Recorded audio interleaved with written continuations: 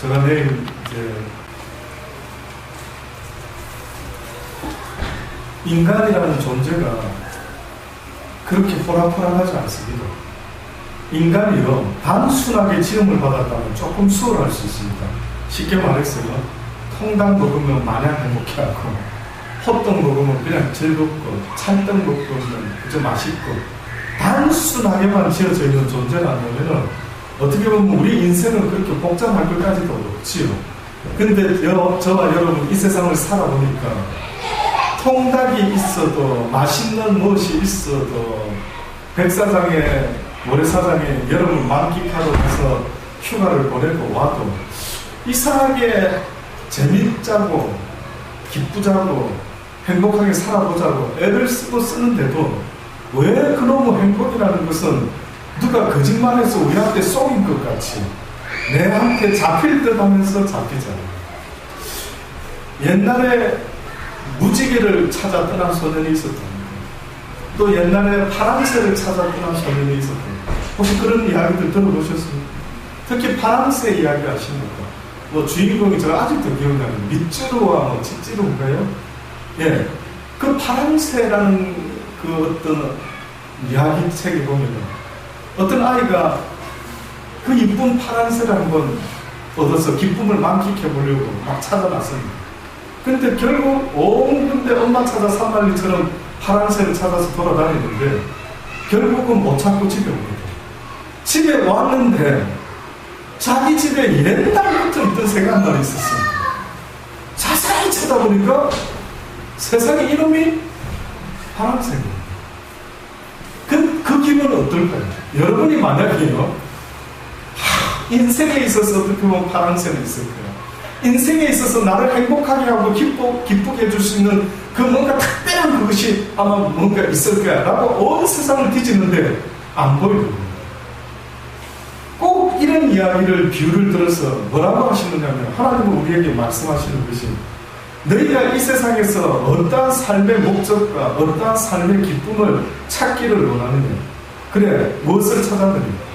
어떤 이는 직업이라는 것을 통해서 그 삶의 의미를 찾았다라고 하면서 무엇이 되느냐라는 것보다 어떤 일은 또한 무엇을 하느냐 하는 것을 가지고 삶의 의미를 찾습니다. 잘 한번 생각해 보십시오. 우리가 무엇이 되느냐라는 것도 물론 중요한 것 같은데 되느냐라는 것, 이거는 한순간에 끝나지만 무엇을 하느냐라는 것은요, 계속해서 지속돼야 돼요. 무엇이 되고 나서도 그 다음 어떻게 됩니까? 무엇을 하고 있어야 되지. 그래서 저와 여러분의 존재는요, 도대체 내 인생의 목적이 뭔가, 무엇이 나를 행복하게 해줄 수 있느냐, 이래가지고 세상의 사람들은요, 그 답을 파랑새를 찾으려고 온통 애를 쓰고 몸부림을 치는데 대부분의 사람이 찾았다 하는 그게 뭔가 봤더니만 바로 내가 무엇을 하면서 살 것인가. 그래서 특별히 될 수 있는 대로 많은 일을 하려고 합니다. 일을 안 하고 있으면 내 존재가 왠지 사라지는 것 같아서 무슨 일이든 하려고 가만히 있지를 못하고 막 몸부림을 치며 무슨 일이든 하는 사람도 있다. 뿐만 아니라 어떤 사람들이 내 존재의 의미 하는 이야기 할 때마다 내가 살면서 무엇을 얼마나 가졌는가 하는 그것이 곧 내가 어떠한 존재인가 하는 의미를 찾을 수 있다라고 생각해가지고 우리가 잘 아는 철학자 중에 에릭 프롬이라는 사람이 말했던 것처럼 내 인생의 삶의 의미는 존재냐 아니면 소유냐 뭐 이렇게 이야기해요. 여러분도 그런 고민을 한 번씩 해보십니까? 표정 보니까 하시지는 않는 것도 같고 그건 철학자가, 목사님, 그건 철학자들이 고민하는 거지. 뭐, 나 같은 사람, 주부가 무슨 그런 대단한 고민을 하겠습니까? 뭐, 나 같은 사람이 그것까지 한번 해보시기를 고민합니다. 그냥 평생 부엌대기로 살다가 내 인생 이런 소리 안 하시려면 도대체 내 삶의 존재 의미가 무엇인가? 그걸 사실은 언제 고민들을 하셔야 되냐면요. 10대 사춘기 때 하셨어요. 저는 개인적으로 왜 사람이 살아가다가 우리 예나처럼 어린아이로 태어났다가 좀 성장했다가 저 지금 뒤에 유리방 속에 있는 저 별난 녀석들처럼 저렇게 떠들고 난리를 치고 막 깨지고 부러지고 다치면서 저런 시절을 보내다가 한 10대쯤 사춘기가 온대요. 저는 하나님 은혜의 시간이다 이래 봅니다. 사춘기가. 왜? 인간이요, 여러분 아는 것처럼 이런 소리 들어보셨죠? 인간의 존재 이야기할 때 인간은 생각한다. 고로 인간은 존재한다. 인간이라는 그 존재 의미는 인간이 생각하는 존재이기 때문이다 라고 그 의미를 부각을 시켰다. 근데 저런 녀석들 생각하는 걸 봤습니까? 예? 멀리 보지 말고 저 뒤에 있는 고약한 우리의 아이들 생각하는 거 물론 있겠죠. 집에 가면 나오면 어떻게 생각 없이 뭐 위험한지도 모르고 때로는 아이스크림만 그냥 주면 좋아하고 뭐 이런 어떤 모습들 보면 어느 때는요 쟤네들이 생각이 있나 싶더라고요. 근데 하나님의 은혜 가운데요 인간이라는 존재에게 이 인간이 이 땅에서도 그 면역을 이제 가져가지고 세상에서 살아갈 때 그죠? 이제 병들지 않고 좀 오래 살 수 있도록 무슨 주사입니까? 여러분? 불주사. 예방. 우리 옛날에 불주사라고 했으니까 요즘도 그거 하는지 모르겠는데 그런 주사를 맞습니다. 그렇죠? 근데 저는 왜 그런 생각이 드는지 모르겠지만 가만히 묵상을 해보면 하나님이 육도 인간이 이 땅에서 적응할 수 있도록 불주사를 맞는데 인간이 이 세상에서 왜 내가 살아야 되는가 하는 그 존재의 의미나 목적을 깨달을 수 있는 시간을 주셨는데 뜻밖에도 보니까 사춘기 같아요. 경님이 사춘기 지났나? 어떤 것 같아요? 본인이 떨어지는 낙엽만 보면 생각을 하면서 저 왜 낙엽이 밑으로 떨어져서 굴러가지? 이때 하나님이 주신 타임입니다. 그때 보통 사람들은요, 제가 지나보니까 그때 어머니 왜 날 낳으셨나요? 아버지 왜 날 낳으셨나요? 나는 왜 대한민국에 여자로 태어났지? 왜 나는 대한민국에 남자로 태어난 거야? 나는 왜 호주에서 안 태어났지? 나는 왜 미국에서 안 태어났지? 나는 왜 쌍꺼풀이 없는 거야? 나는 왜 하필이면 엄마의 짧은 다리를 닮은 거야? 뭐 이러면서 그런 사춘기 없습니까? 있었는가? 한때 있었죠. 분명히 심각하게. 지금도 있습니까? 계속 사춘기가, 저는 계속 사춘기가 유지되면 좋습니다. 어떻게 보면 하나님이 기뻐하는 것 같아요. 저는 하나님이요, 누구를 지금 기뻐하시는가 보면 그리스도 안에서 뭐 하는 자, 고민하는 자. 고민 없는 걸 너무 하나님은 오히려 답답해 하시는 거예요. 쟤 왜 생각이 저리 없지? 저 왜 아무 생각 안 하고 살지?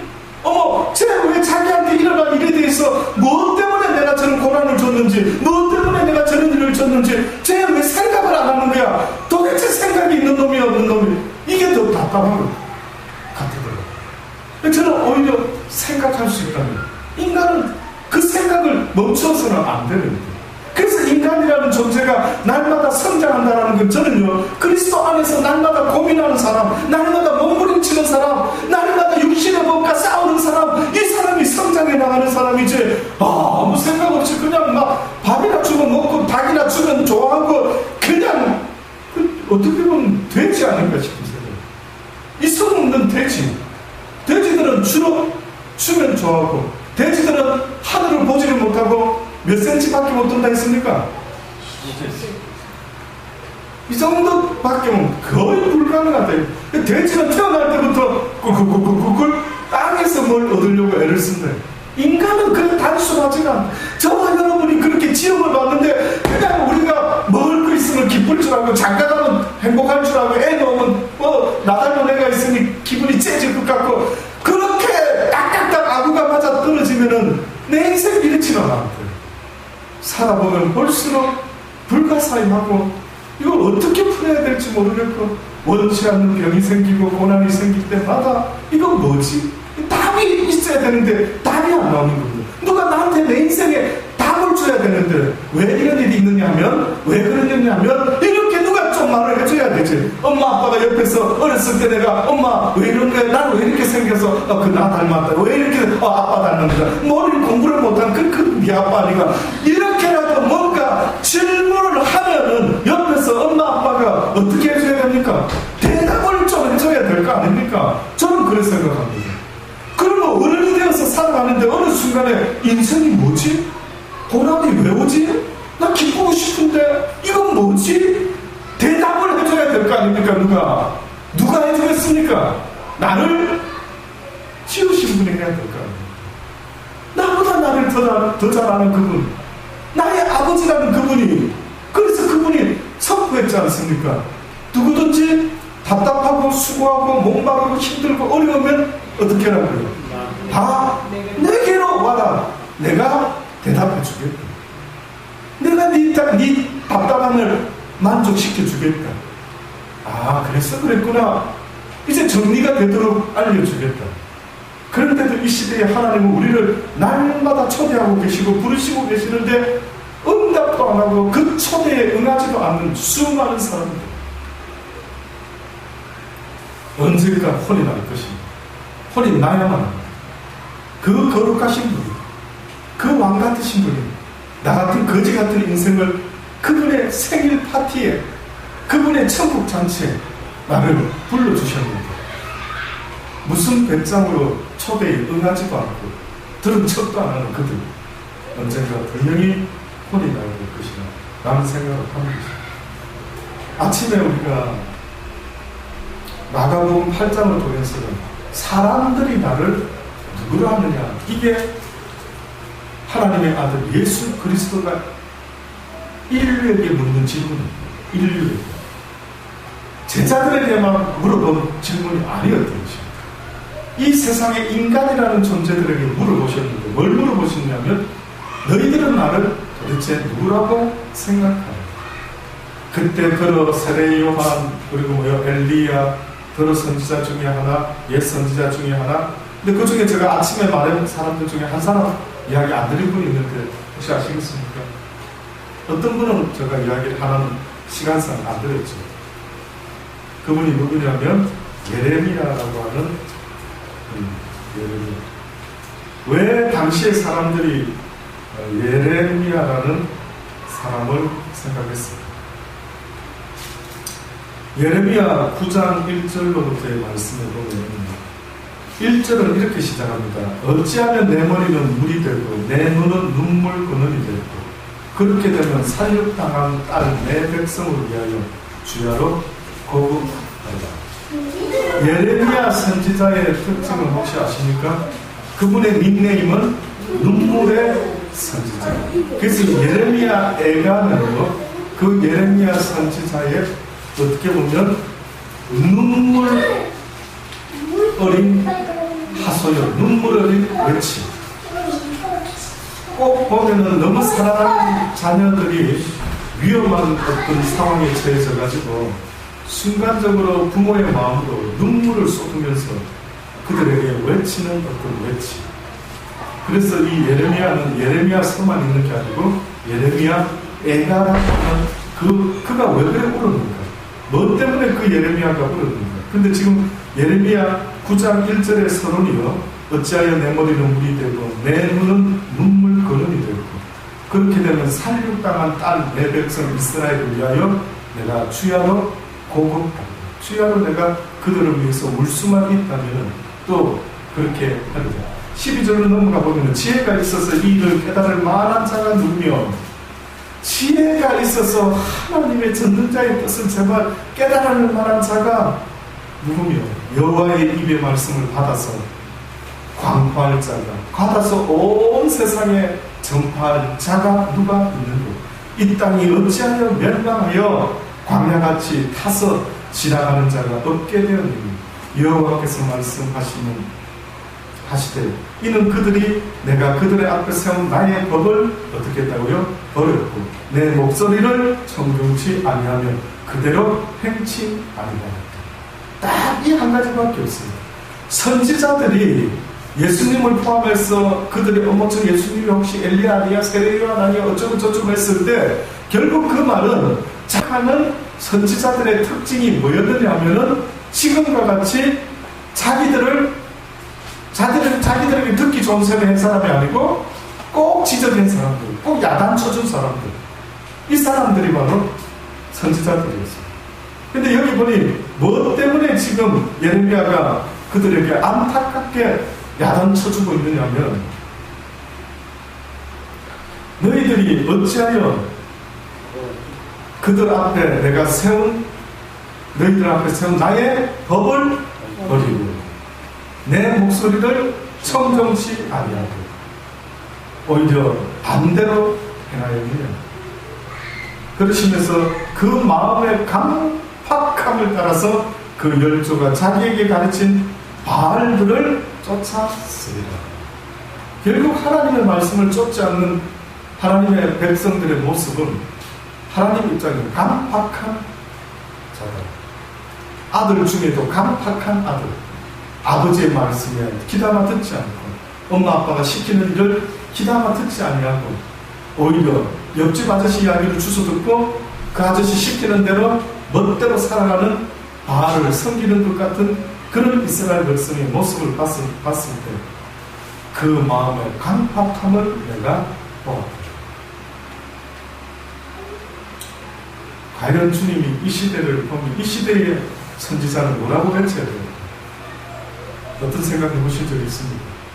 이 시대의 선지자라면은 정말로 하나님의 선지자라면은 지금 이 땅에 있는 수많은 백성들에게 하나님의 뜻을 전하노라 라고 하면서 과연 그들에게 뭐라고 말할 수 있어야 됩니다. 아마 이렇게 계속 야단치면은 거의 들으려고 하는 사람이 아마 없지 않겠어요. 오히려 그렇게 입 바른 소리 하고 막 지적을 해주는 사람을 오히려 나중에는 저가 우리를 괴롭힙니다. 우리가 할 수 없는 일을 자꾸 해라고 저렇게 말하니 내 양심이 심히 괴롭다.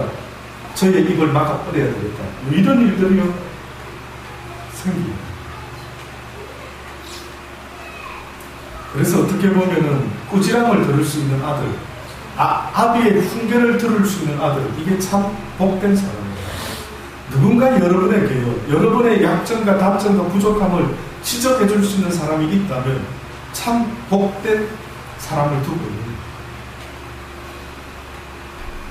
저도 어느 때는 물론 여러분에게 듣기 좋은 소리만 하려고 막 해도 부족한 그런 입장이 있을 수도 있겠지만 알게 모르게 이렇게 저렇게 은근슬쩍 아마 여러분에게 수시로 저는 지적을 저도 아는 대로 지혜롭게 한다고 지적을 참 많이 했던 것 같습니다. 처음에 특히 지적을 많이 했던 것 같습니다. 지금도 간간히 이렇게 제가 지켜보고 있죠. 어디서인가 그대 하는 일을 지켜본다 하는 것처럼 그대가 지난 여름에 했던 일을 다 기억하고 있다 이런 것처럼 저도 여러분의 영혼을 나름 지켜보고 있습니다. 지켜보다가 저도 아닌데 저러면 안 되는데 하다 안 되면 한 번씩 저 신경 쓰고 그 전에 제가요 그 예언 기도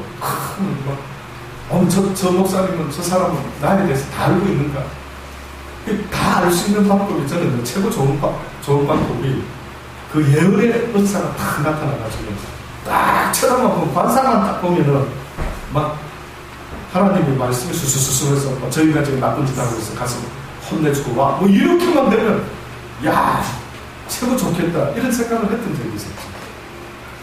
근데 저에게 주께서 은사 이야기를 할 때마다 그런 거 구하지 마 이러시는 겁니다. 왜 그러지 남들은 다 허락해 주시면서 왜 나한테는 은사를 구하는데 그 은사를 주시면 좋겠는데 그러면 막 목회도 막 숫자도 사람들도 막 빵빵 늘 수도 있을 것 같고 좋을 텐데 하는데 뜻밖에도 저에게 허락된 어떤 것이 있었다면 그것은 뜻밖에도 은사 속에는 없는데 뭔지 아시겠습니까? 뭘 구해라 그거는 허락해 주겠다. 혹시 그게 뭔지 아십니까? 뭘 것 같습니까? 여러분 같으면 은사 말고 좋은 게 뭐 있을까요?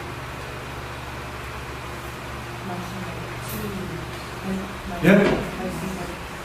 틀려도 제가 그렇게 야단 심하게 안 치지 않습니다. 자신있게 한번 이럴 때, 그래도 제자들을 데리고 주님도 대화 나눌 때, 너희는 어찌 생각하느냐? 뭐 이랬도 물어도 보시면 또 생각을 하고 베드로 같은 사람도 있고, 뭐 실수하기도 하고, 뭐 그럴 수도 있겠죠. 만약에요, 주님이 여러분한테도 따라 은사를 구하지 말아요. 그 대신 다른 좋은 걸 주겠다. 그럴 때 성경에서 하나님이 그거 말고도 굉장히 좋은 게 있을 거예요. 찬송가인데 우리가 즐겨 부르는 찬송인데 주님의 마음을 본받는 자.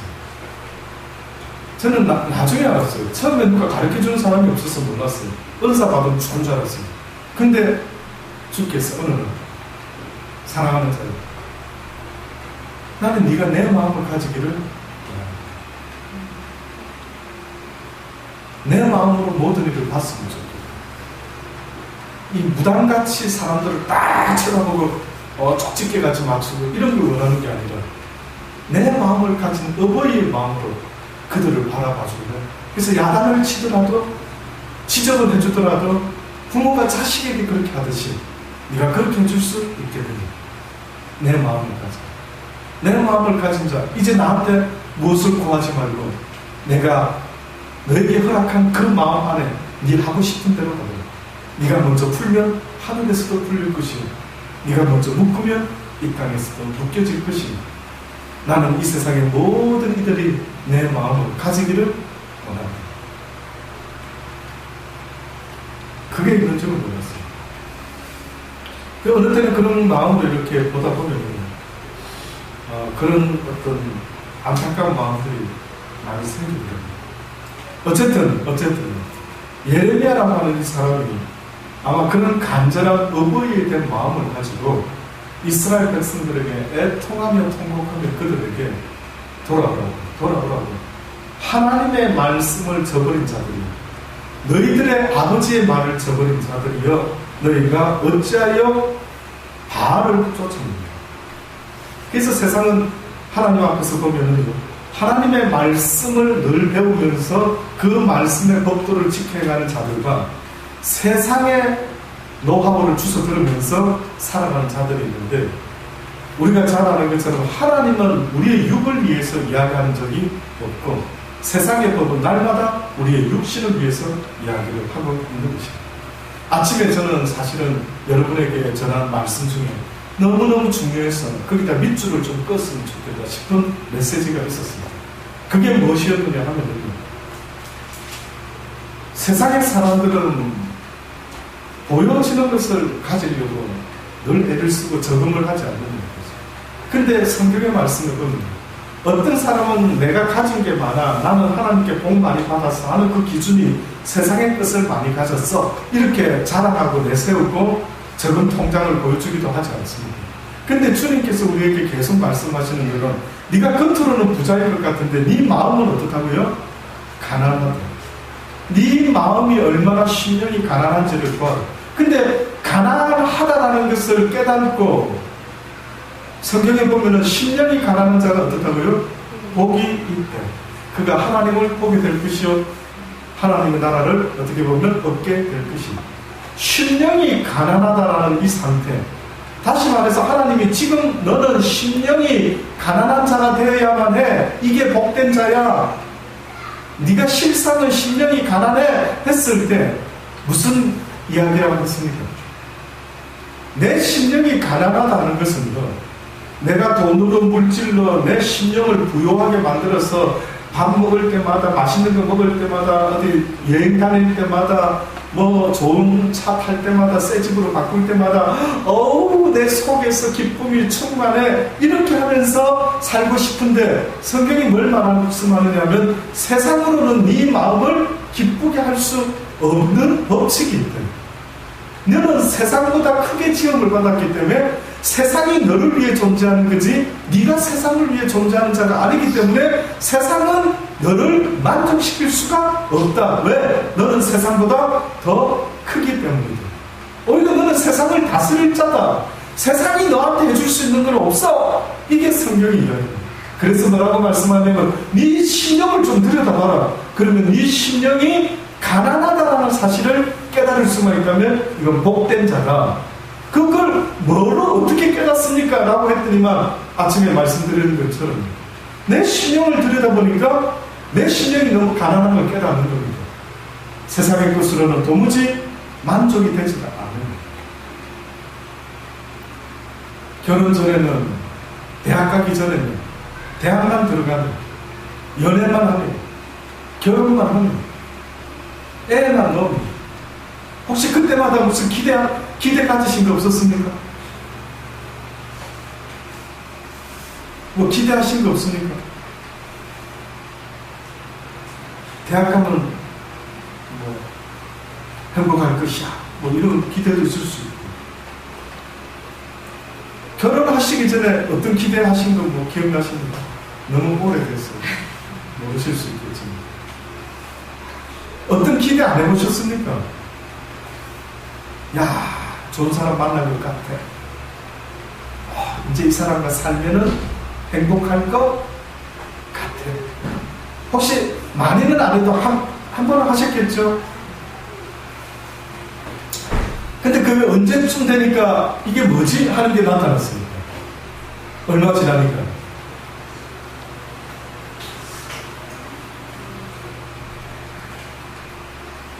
나 그런 생각을 하고 인생이 막 힘들어서 막 죽일 놈 살릴 놈 살다 보니 목사님 막 그런 거 막 언제 처음부터 그럴 것 같습니다. 뭐 그럴 수도 있을 것 같고 언젠가부터 나타났죠. 그 기대감과 그 설렘이 뭔가 있었는데 그것이 채워진 적이 있느냐고 물어보는 겁니다. 제가 한번 여쭈고 싶은 게 있는데 그게 뭐냐면 여러분의 심령이에요. 지금까지 살면서 거짓말하지 마시고 세상의 그 어떤 것으로 만족을 얻은 적이 있었는지 한번 물어보래요. 순간은 있었는지 모르지만 저는요 영원히 지속된 것은 지금까지 하나도 없었던 것 같습니다. 이게 저 솔직한 고백입니다. 결혼했어도 정말 행복할 줄 알고 좋을 줄만 알았습니다. 아니더라고요. 그래서 얼마 전에 이야기 듣지 않았습니까? 사석에서 저희 사모는요 제가 몸이 아프고 힘들다라고 이렇게 이야기하면 여러분은 걱정이 돼서 어머나 목사님 뭐 담요 조심하시고 뭐 콩나물 반찬이라도 만들어 오시고 뭐 이래 애쓰지 않습니까? 저랑 같이 사는 아내인 사모는 뭐라는 줄 아십니까? 잘 생각해봐요. 왜 아픈지. 하나님한테 뭔가 이유가 있지 않겠어요? 이럽니다. 당신이 그 고집 때문에 뭐 이러면서요. 어느 때는요 저런 말을 하고 싶을까? 지금 아빠 힘들어하고 몸부림치는 남편한테 여보 힘냅시다. 조금만 더 참읍시다. 내가 기도하고 있어요. 뭐 이런 이야기를 해도 어떻게 보면 힘이 날까 말까인데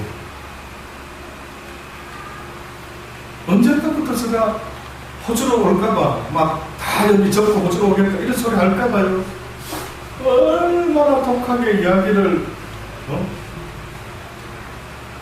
당신이 그런 마음을 먹고 있으니까 이런 힘든 일이 생기는 거 아니냐 어쩌냐 여기 와봤자 당신 설교하는 거 들어줄 사람도 없고 얼마나 이해 안 되는 이야기 하는 줄.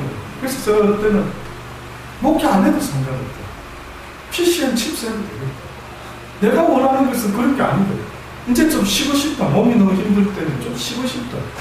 이런 단순한 이야기 하는데도 얼마나 저희 부부 대화는 영적인지 몰라가지고 얼마나 이 속에도 무슨 하나님의 어떤 거룩하신 어떤 메시지가 있는가 싶어가지고 어느 때는 피곤하더라고요. 그래서 제가 결국 또 깨닫는 게 주여 주님은 아십시오. 이 마음을 저 여인의 저 말이 도대체가 어느 때 멈출 수가 있겠나니까 뭐 실컷 저의 입장에서 세상에는 나를 만족시켜줄 수 있는 그 어떤 것이 있으면 제발 좋겠는데 살아보니까 답이 안 나옵니다. 결국 내 심령을 만족시켜줄 수 있는 유일한 분이 있다면 누구겠습니까? 주님밖에 없습니다. 결혼을 해도 바울 말처럼 후에 어떻게 보면 하든지 말든지 바울이 그랬어요. 우리는 너무 중요하게 생각하는데 사도 바울은 결혼을 해도 그만 안 해도 그만 혼자 살아도 상관없고 그저 주님을 위해서라면 이런 모습이 어떻고 저는 이해가 처음에 안 됐습니다. 저는 처음에 이해가 안 됐는데 살면 살수록 진리였구나. 그렇구나. 내 인생에 있어서 오직 나의 아버지는 하나님 한 분이요 나의 신랑은 예수 그리스도 그분의 독생자 외에는 내 심령을 내 인생을 만족해 하실 수 있는 분이 이 땅에는 없구나. 살면 살수록 깨닫습니다. 그래서 성경에서는 이 세상에 가장 불쌍한 자가 누구냐? 가부와 고아자입니다. 우리는 과부, 고아 하면은 당장에 남편 없는 여인, 고아원에서 자란 아이들 떠올리죠. 그러나 하나님은 뭐라고요? 영적으로 하늘 아버지를 모르는 자들, 고아, 어떻게 보면 예수 그리스도를 신랑 삼아 살아가지 못하는 자들 전부가 다 누구라고요? 과부. 그렇게 딱 정해놨다. 이 진리를 제발 좀 전해주고 싶은데 예레미야도 그걸 전하기를 원했는데 그들이 듣지는 않는 겁니다. 그러므로 만군의 여호와 이스라엘의 하나님 내가 말하노라 보라 내가 그들을 곧 이 백성에게 이렇게 하나님의 말씀을 듣지 않는 저들 내가 골몇 번 수백 번 세상의 법대로 사는 거 아니다. 하나님의 법칙대로 살아야 돼. 하나님의 사랑의 법칙을 배우지 못하면 네 인생은 날마다 심령의 그 가난함이 아니라 날마다 힘들어집니다. 그래서 그 가난한 마음들에 뭘 지금 주님이 알려주기를 원하느냐 하면 그 마음이 무엇을 소유해야 된다. 오직 예수 그리스도 그분만을 소유할 수가 있어요. 그래서 어느 순간에 이제 나는 주님만을 원합니다라는 가난한 상태가 되었을 때 이 심령이 어떻다고요? 복된 심령이 됩니다. 오늘 아침에 저는 또 그건 너무 중요하다고 생각한 게 그게 뭐였는가 하면 여러분과 저는요 사랑의 마음을 못 배우면 다시 말하면 주님을 내 마음에 모시고 산다라는 것은 그 주님이 우리에게 가르쳐 주려고 하는 러브 스토리를 못 배우면은 내 인생은 꽝이 돼요. 내 육은 떡으로 먹을 것을 잘 좋은 음식을 입맛에도 좋은 것도 좋지만 건강에 좋은 걸 챙겨 먹어야 되는 게 내 선택이라 한다면 하나님은 그러면 너는 네 영혼을 위해서는 네 보이지 않는 네 심령을 위해서는 뭐가 필요한 줄을 모르겠느냐 못 깨닫느냐 물어보는 거예요. 여러분 내 심령과 육이 만족하는 것은 똑같을까요 다를까요?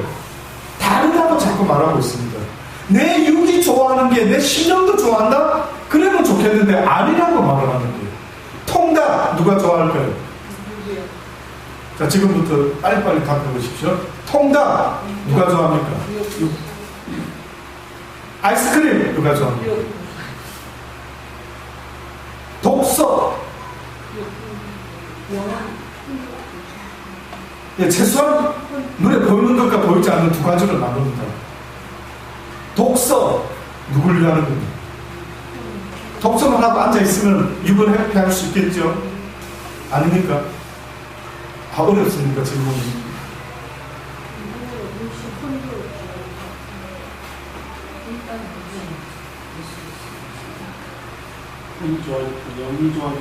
독서는 육을 위하는 것입니까? 내 영혼을 위하는 것입니까? 공부는 내 육을 위하는 것입니까? 내 영혼을 위합니까?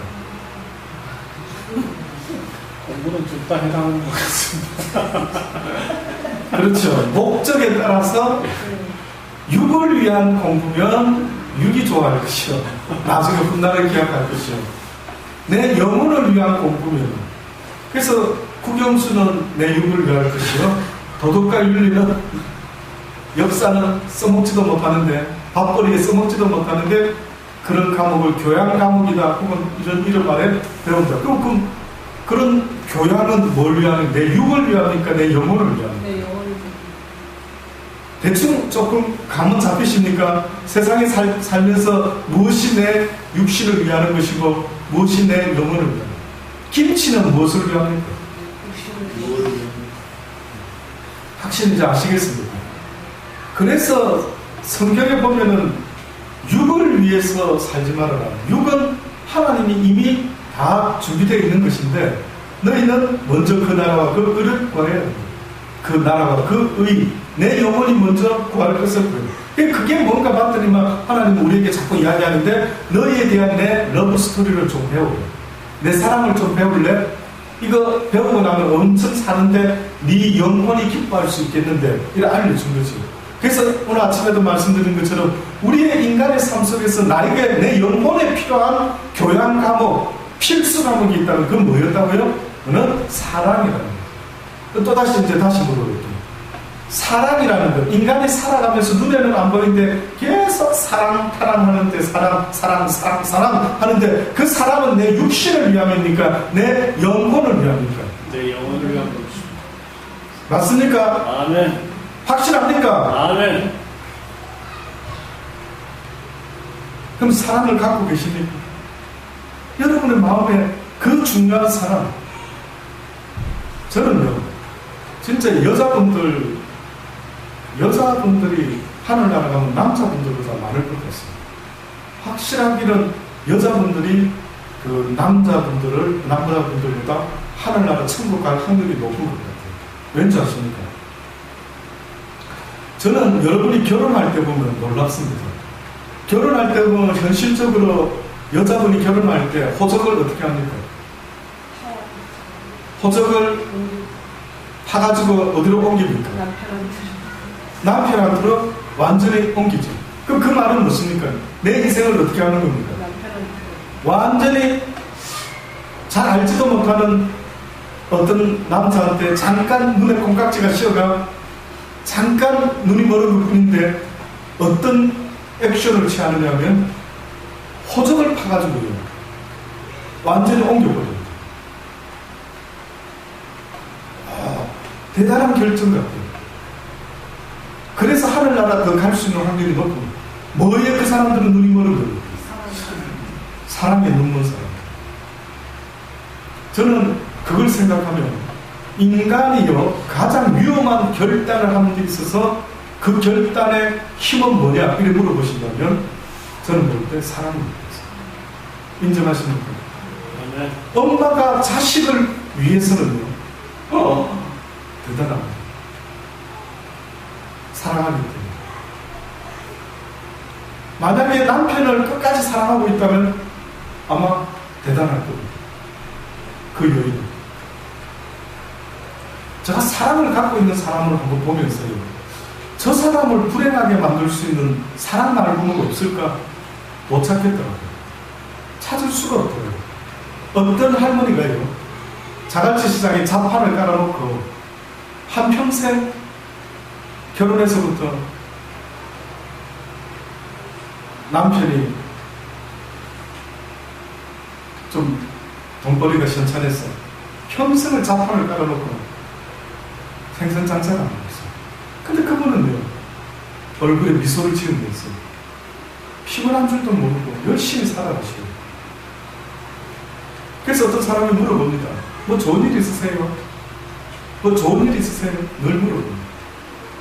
그런데도 그 할머니는요, 늘 그렇게 삶이 뭐가 저렇게 재밌는지 행복해요. 나중에 그 이유를 알고 보니까 이 생선을 팔아가지고 자기 사랑하는 아이들을 키우는데 아이들이 학교 가고 대학 가고 시집 가고 장가 가는데 평생을 벌어서 키우는 거예요.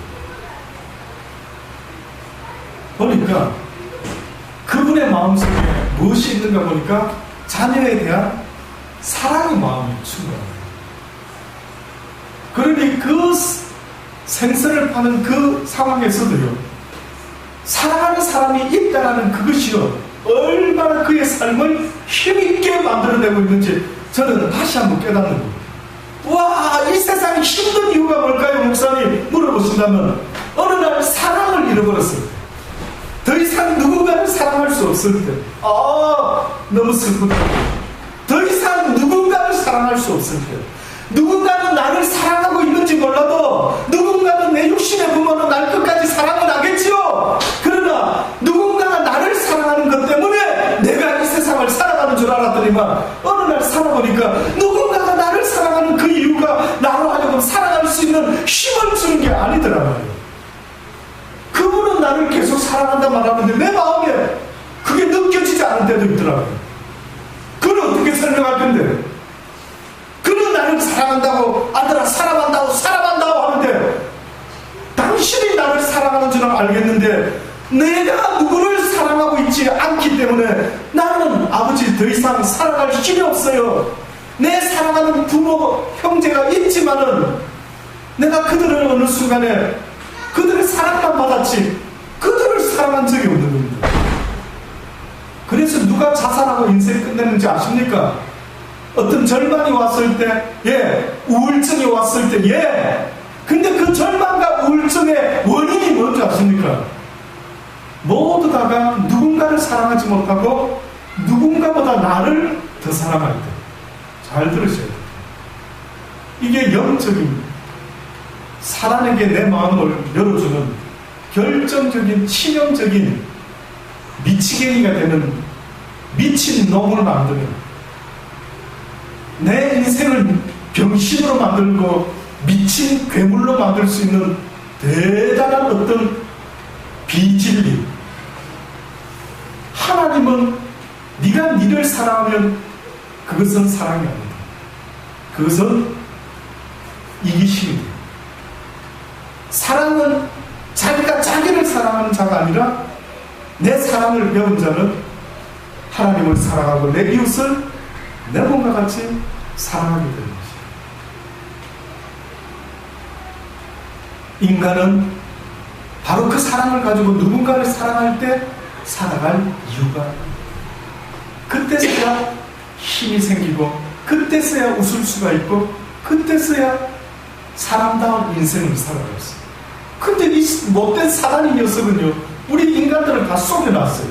뭐라고 속였느냐면 이렇게 속여놨어요. 야, 목구멍이 포도청 먹고야 먼저 보자. 니부터 살아. 너부터 먹고 가야 되지. 널 위해서 투자해. 그러나 니하고 상관없고 상관 있대도 할 수만 있다면 너 먼저 먹고 살아. 암만 네 육신의 형제들이 뭐 어떻다 저떻다 해도 상관없어.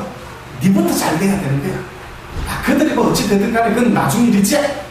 사단놈이 나한테 속삭이는 진리는요 네가 먼저 살아라 이러면서 모두를 다 죽이는 거예요. 모두를 다 죽였고요. 그래서 우리가 살아가다가요 죽은 인생이 어떤 인생인가 보면은요 사랑을 잃어버린 집안, 콩가루 집안, 사랑을 잃어버린 인생, 살아있는 것 같으나 실상은 죽은 인생. 저 말이 틀렸으면 한번 반박해보세요. 그래서 오늘 하루도 정말 사랑해야 될 사람들과 사랑을 나누며 살 때는 어때요? 당뇨병이 와도 힘을 냅니다.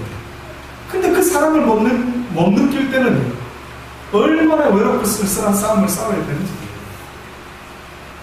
그래서 저는 옛날에 결혼해서 아내가 나를 사랑하는 것을 저도 은근히 느끼기를 원했던 적이 있었죠. 그러다 보니 각자가 서로 사랑받으려고, 아내도 나한테 사랑을 받으려고, 나도 아내한테 뭔가 사랑을 좀 느껴보려고, 이럴 때 이 기대치가 있을 때마다 번번이 어떤 일이 벌어졌습니다.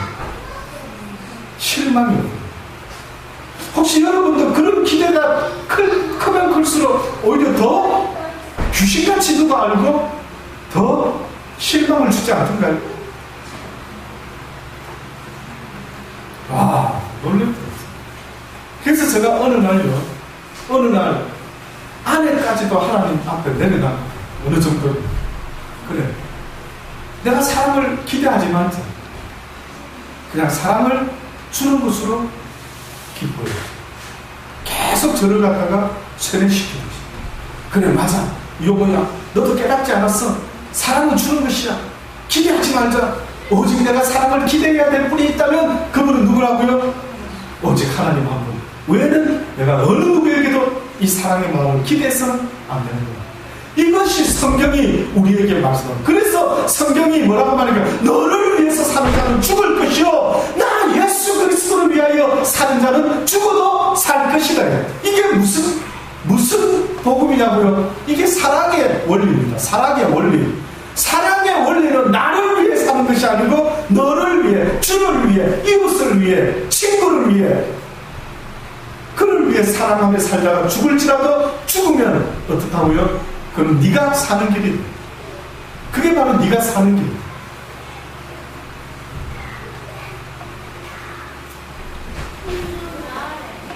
이 진리를 가르쳐주고 싶으셔서 주님이 물으신 겁니다. 너희는 나를 누구라 생각하느냐? 너희는 나를 누구라 생각하느냐?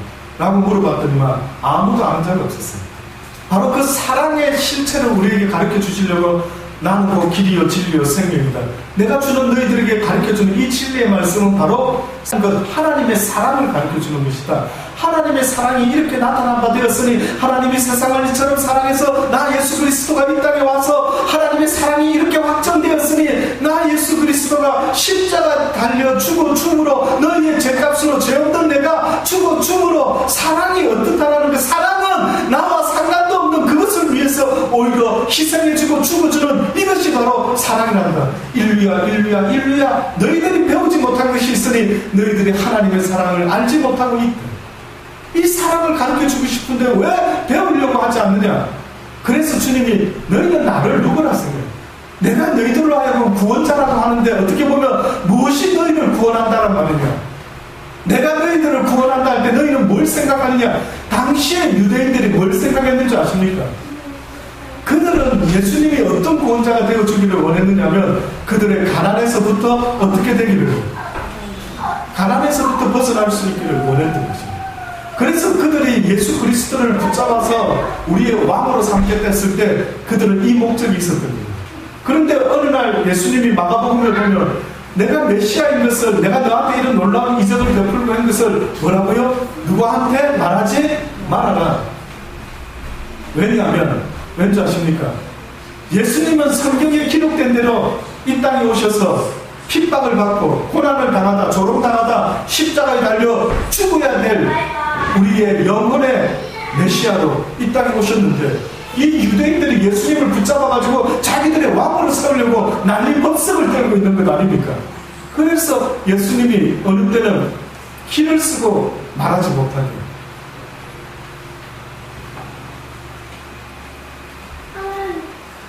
결국은 물어보시는 겁니다. 그랬더니만 베드로가 대답하긴 했는데 실질적으로 베드로가 대답한 겁니까? 하나님이 베드로의 입을 통해서 말씀하신 것입니다. 결국은 이 이야기는 베드로로부터 나온 게 아니라고 주님이 말씀하죠. 시몬아, 바요나 시몬아, 내가 거기 있도다. 이를 내게 알게 할 이는 뭐라고요? 별 이름이 아니요 하늘에 계신 내 아버지이시다. 또 내가 내게 이르노니 너는 베드로라. 내가 이 반석 위에 내 교회를 어떻게 해요? 세우리라. 이 반석 위에 너의 믿음이 세워져야 될 것이다. 결국은 네가 이 고백이 없이는 결단코 이 땅에서 하나님과 동행하며 그 사랑을 가진 자의 삶을 살아갈 수 없게 될 것이다. 그러니 우리 믿음의 모든 기초가 되는 고백이 있다면 주는 그리스도시요 살아계신 죽으신 하나님이 아니라 아직도 살아서 불꽃 같은 눈으로 우리를 지켜보는 바로 그 하나님의 아들을 믿는 그 믿음이 곧 우리의 신앙 고백이 되어야 된다고 성령이 말씀하고 있습니다. 잊지 마시고 항상 여러분 자신에게 물어보시기 바랍니다. 나는 주님을 뭐라고 생각하는가?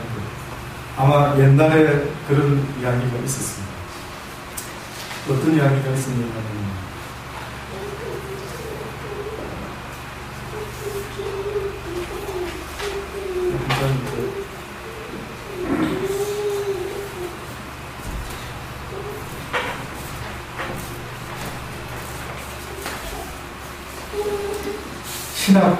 신학교에서 보면 그 신학자들을 이렇게 훌륭한 신학자들을 나름 신학교에서 많이 책을 읽기도 하고 배우기도 하고 토론도 하고 하지 않습니다. 그 신학자들 중에 또 배우다 보면 어떤 사람의 이름을 또 이렇게 듣게 되느냐면 폴 틸리라고 하는 신학자가 있습니다. 폴 틸리라는 이름을 가진 굉장히 이 사람은 어떻게 보면 하여튼 여러 가지로 신학생들에게 있어서는 꼭 거쳐야 되는 사람 중에 한 사람이라고 저도 공감을 합니다. 많은 사람들이 그렇게 이야기를 합니다. 근데 이제 이런 우스개 이야기가 그 사람의 이름을 빌려서 어떤 우스개 이야기가 있더라고요. 그게 뭔가 봤더니 이런 실제로 이런 일화가 있었는지 아니면 그냥 누가 지어냈는지는 모르겠지만 만약에 그 폴 틸리라고 하는 그 난해한 신학자 굉장히 사고와 생각하나 이런 것들이 보통 사람의 이 지력을 뛰어넘는 듯한 이 사람이 만약에 오늘 제자들에게 예수님이 물어봤던 것처럼 혹시나 이런 신학자를 만나가지고 예수님이 너는 나를 누구라 생각하느냐라고 물어봤다면 이 폴 틸리라고 하는 이 신학자는 어떻게 말했을까? 아마 이렇게 말하지 않았는가라고 그 일화가 있습니다. 뭐라고 말했는가라고 봤더니 당신은 모든 존재의 존재론적 근거입니다. 그리고 모든 존재의 목적론적 근거입니다. 이렇게 대답했습니다. 그러면 예수님이 그 대답을 듣고 뭐라고 말하셨어요? 혹시 여러분은 예수님이라면 뭐라고 말씀하셨어요? 그 일화에 보니까 뭐라고 예수님이 대답하시냐면 무슨 소리냐, 웬 소리인지 하나도 모르겠다. 이렇게 대답을 합니다. 다시 말하면 예수님이라는 분이 어떤 분이냐라고 이야기를 했을 때 이것은 무슨 신학적인 표현을 해라는 게 아니라 뭡니까?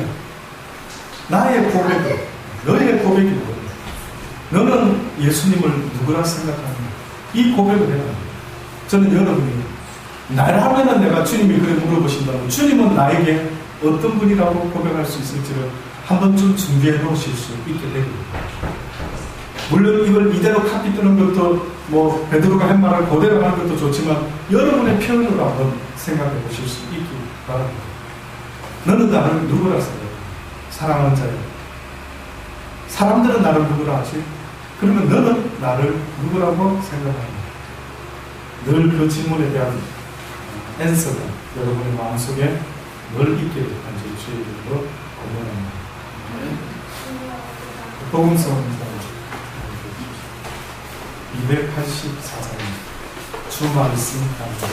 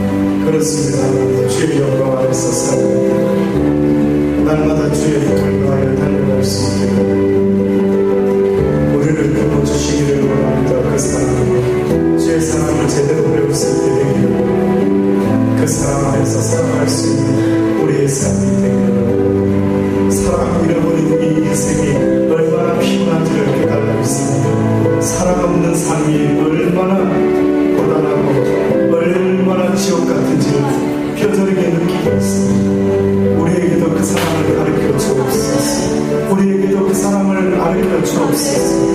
잘 배울 수 있게 원합니다. 이제는 나를 위하여 살아가는 자가 되지 말게 하시고, 이제는 하나님과 이웃을 위하여 살아갈 수 있는 우리의 삶이 되게 하여 주옵소서.